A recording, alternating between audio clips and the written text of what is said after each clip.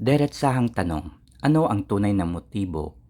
Ano ang tunay na intensyon sa interbyung ito kay Justice Secretary Boying Remulla ng TV broadcaster na si Lucy Cruz Valdez?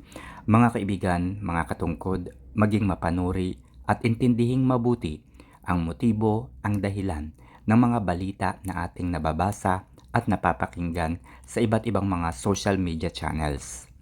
Nitong mga nakaraang buwan ay naging mainit ang pangalan, naging matunog ang pangalan ni Justice Secretary Boying Remulla at ng Bucor Chief na nasuspinde si Gerald Bantag.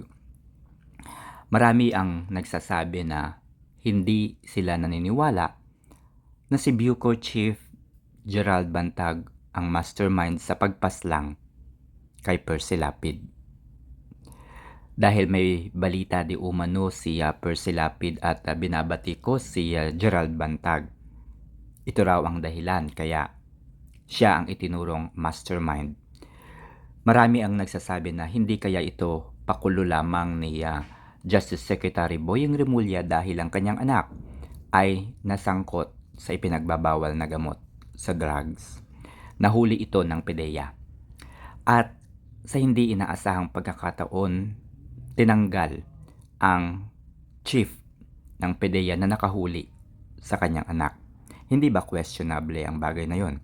So, marami yung bagay na idinidikit kay Boying Remulla. Minamadali daw di umano nito ang kaso, naging maingay ito di umano at pinagsisiksikan, pinagpipilitan sa masa, no, na ang mastermind ay si Gerald Bantag.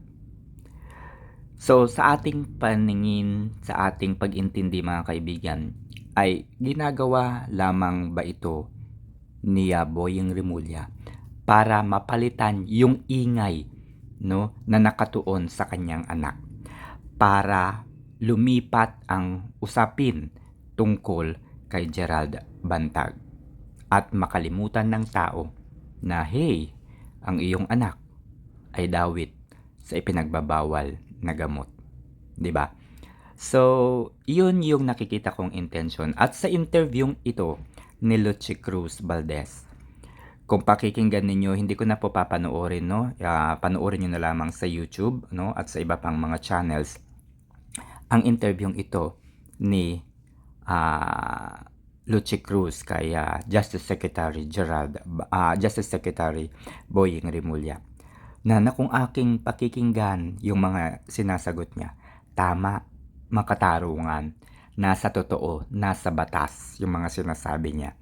So, ang dating sa akin nito ay pinapabango ng balitang ito, ng interviewing ito, si Boying Remulla. Pinapaganda yung kanyang image. So, halimbawa na lamang yung usapin sa NPA, yung NTF-ELCAC, yung human rights na mga tanong sa kanya. Tama nga naman, may punto si Boying Remulla doon.